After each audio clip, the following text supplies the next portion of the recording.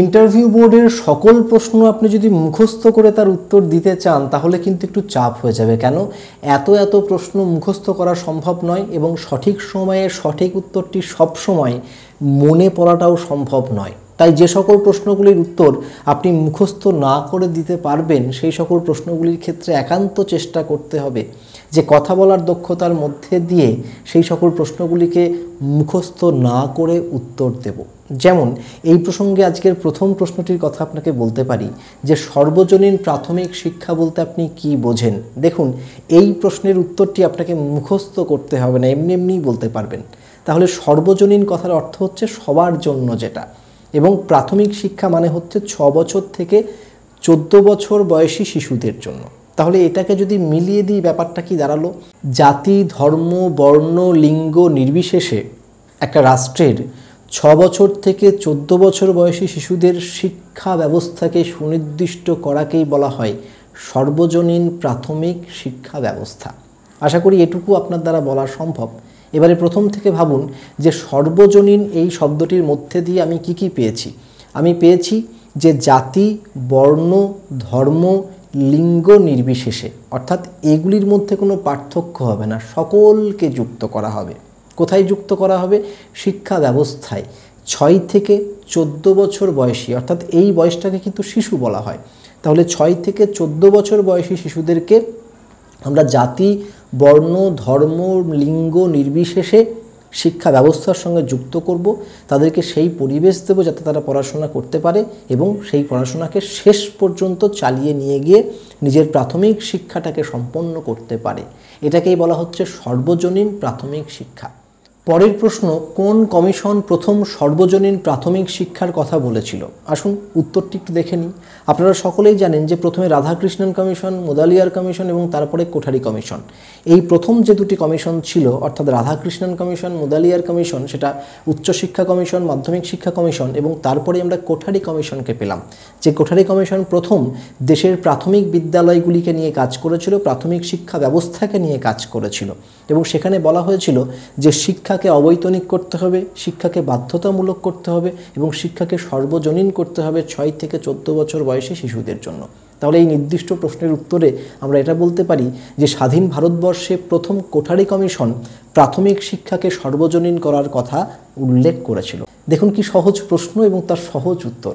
আসুন আমরা পরবর্তী 3 নম্বর প্রশ্নের দিকে পা বাড়াই। পরবর্তী প্রশ্ন, সংবিধানের 45 নম্বর ধারায় শিক্ষা সম্বন্ধে কি উল্লেখ করা আছে? সংবিধানের 45 নম্বর ধারায় শিক্ষা সম্বন্ধে এটাই উল্লেখ করা আছে যে সংবিধান লাগু হওয়ার 10 থেকে 14 বছরের মধ্যে ভারতবর্ষে শিক্ষা ব্যবস্থাকে সর্বজনীন, অবৈতনিক এবং বাধ্যতামূলক করার চেষ্টা করতে হবে। এটাই সংবিধানের 45 নম্বর ধারায় উল্লেখ করা আছে। আশা করি এই প্রশ্নের উত্তর আপনার আর কোনো সমস্যা হবে না। আসুন পরবর্তী 4 নম্বর প্রশ্নের দিকে পা বাড়াই। আমরা এর আগে সংবিধানের 45 নম্বর ধারায় ছিলাম, এবারে সংবিধানের 46 নম্বর ধারায় যাই। সেখানেও কিন্তু শিক্ষা সংক্রান্ত একটি নির্দিষ্ট বিষয়কে উল্লেখ করা রয়েছে।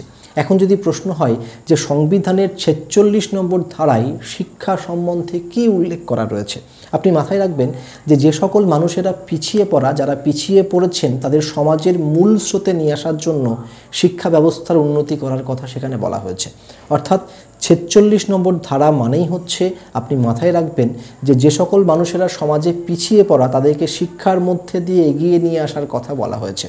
এবারে আপনি এটাকে সাজিয়ে নিজের মতো করে বলে দিন যে এখনও পর্যন্ত ভারতবর্ষে যে সকল মানুষ পিছিয়ে রয়েছে শিক্ষাক্ষেত্রে তাদেরকে সামনের সারিতে নিয়ে আসার কথা সংবিধানের 46 নম্বর ধারায় বলা হয়েছে। আসুন 5 নম্বর প্রশ্নের দিকে পা বাড়াই। 5 নম্বর প্রশ্ন, নিরক্ষর বলতে আপনি কি বোঝেন? নিরক্ষর বলতে যার অক্ষর জ্ঞান হয়নি।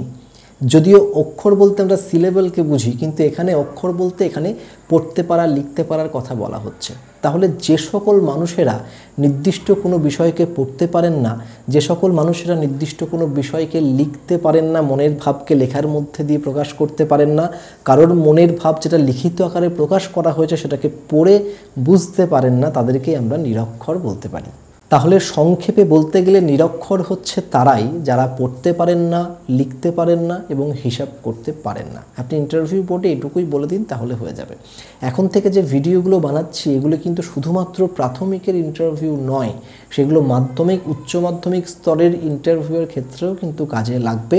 তাই সকলকে অনুরোধ, যারা শিক্ষক শিক্ষিকা হতে চাইছেন বা সেই দৌড়ে অনেকটা এগিয়ে গেছেন, তারা অবশ্যই নন্দী একাডেমিকে সাবস্ক্রাইব করবেন এবং এই চ্যানেলের সকল ভিডিওগুলিকে দেখবেন। আসুন পরবর্তী 6 নম্বর প্রশ্নের দিকে আমরা পা বাড়াই।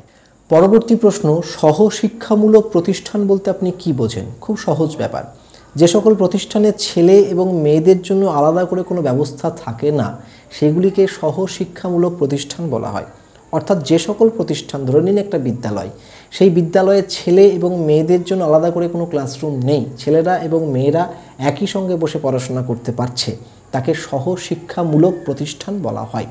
যেমন ধরুন বর্তমানে আমাদের প্রাথমিক বিদ্যালয়গুলি, সেখানে কিন্তু আলাদা করে ছেলে বা মেয়েদের মধ্যে কোনো বিভাজন নেই, একই শ্রেণীকক্ষের মধ্যে সকলে একসঙ্গে বসে পাঠ গ্রহণ করছে, তাহলে এটাকে আমরা সহশিক্ষামূলক প্রতিষ্ঠান বলতে পারি। পরবর্তী প্রশ্ন, ওষ্ঠ পঠন বলতে আপনি কি বোঝেন? তাহলে ওষ্ঠ পঠন হচ্ছে নির্দিষ্ট একটি পঠন প্রক্রিয়া। অর্থাৎ আপনি আমার ঠোঁটের দিকে তাকিয়ে থাকবেন, আমার কথাগুলো শুনবেন না, শুধুমাত্র ঠোঁটের সঞ্চালন দেখবেন এবং এই ঠোঁটের সঞ্চালন দেখেই আমি কি বলছি সেটা বুঝতে পারবেন। এই আপনার নির্দিষ্ট যে ক্ষমতাটি আছে তাকে বলা হচ্ছে ওষ্ঠ পঠন। অর্থাৎ কোনো একজন বক্তা যখন কোনো একটি বক্তব্য রাখবেন, তখন সেই বক্তব্য রাখতে গিয়ে তার ঠোঁটটি যেভাবে নড়বে বা যেভাবে সঞ্চালিত হবে, শুধুমাত্র ঠোঁটের সেই সঞ্চালন দেখে যখন কোনো একজন সেই বক্তার বক্তব্য সম্বন্ধে সুনির্দিষ্ট ধারণা অর্জন করতে পারবেন, তখন আমরা বলতে পারি যে সেই যে ব্যক্তি যিনি এই ঠোঁটের সঞ্চালন দেখে বক্তার বক্তব্যকে বুঝতে পারলেন, তিনি সেটা ওষ্ঠ পঠনের মধ্যে দিয়ে করতে পারলেন। অর্থাৎ ওষ্ঠ পঠন মানে হচ্ছে যে ঠোঁটের সঞ্চালনকে দেখে একজন বক্তার বক্তব্যকে বুঝতে পারার ক্ষমতা, সেটাই হচ্ছে ওষ্ঠ পঠন। তাহলে ইন্টারভিউয়ের জন্য আজকের প্রশ্ন উত্তর পর্ব এখানেই শেষ হলো। তাহলে দেখা হচ্ছে অন্য কোনো এক ভিডিওতে, অন্য কোনো এক দিন। ততক্ষণের জন্য আপনার এই বন্ধু বিশ্বদীপ নন্দীকে বিদায় দিন।